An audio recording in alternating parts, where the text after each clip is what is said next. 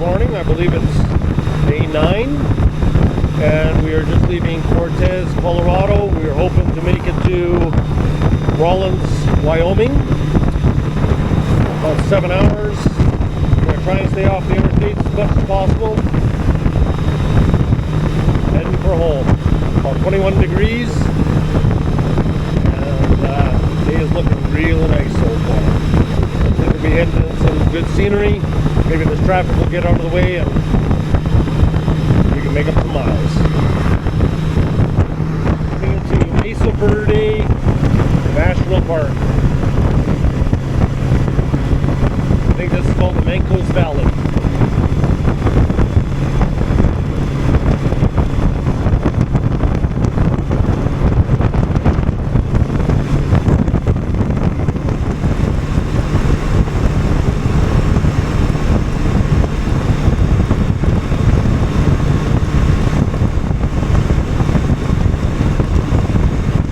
This highway is going right alongside the Mesa Verde National Park.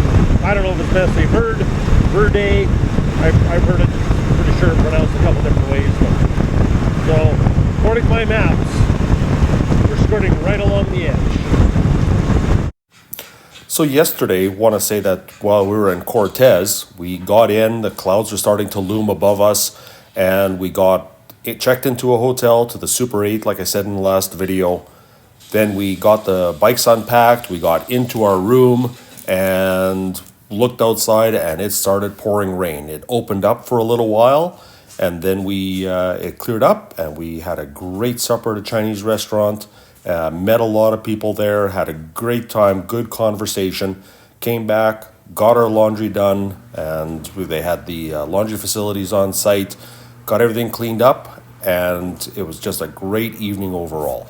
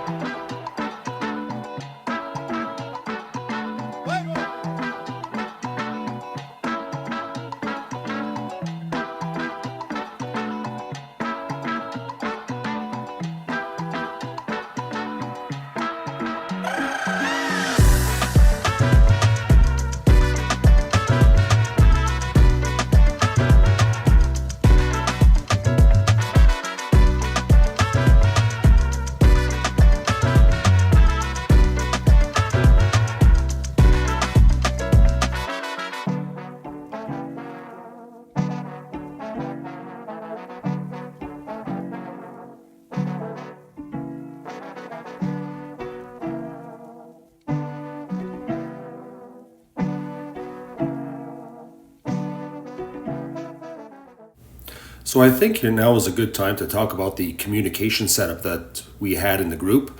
Both Doug and I had Sena headsets where we had them paired. We've gone on trips before. They work flawlessly.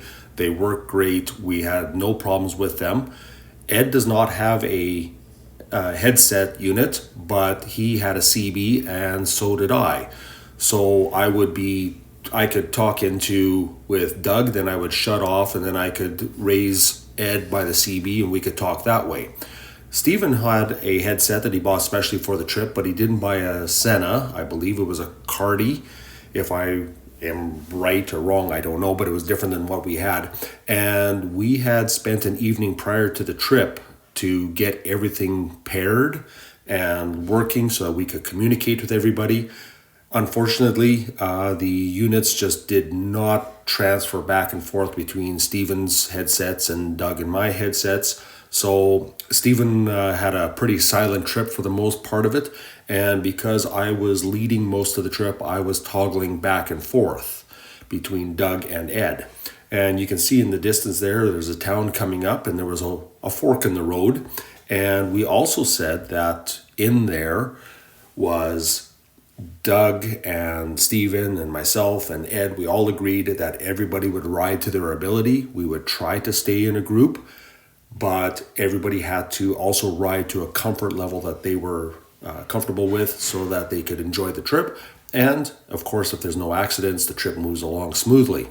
So as we get into this town, there was a gas station as we came in, and my map said turn right. And Doug was behind us, Stephen was behind, Ed was a little bit further behind than all of us. He missed the turn, went through the town, and as soon as I got through the town, and we went maybe a half a mile out of town, and we stopped and waited for everybody, and there was no Ed. So I tried raising him up on the CB, and he did come through, but he came through very faintly, and he said he went through the town. And he was going. So I quickly turned around, went through the town, trying to raise him up to tell him to turn around. We did get Ed turned around. He came back through the town. I missed him somewhere in there, but we all met up back at the spot and we were able to get going again. So the importance of staying in a group, always there, having good communications, and it's just one of those things that make the trips exciting.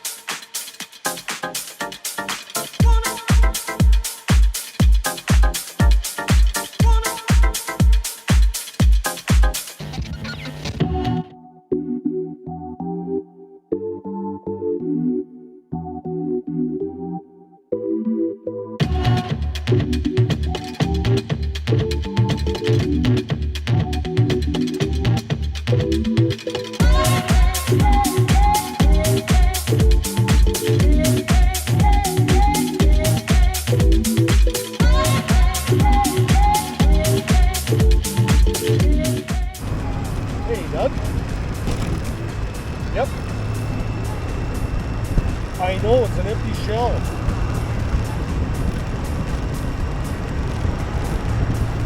Okay. Yeah, there's nothing in it. Tires are up. I don't know. But he's got a full van, so got kayaks on top, so maybe it's just like a supply thing. I don't know.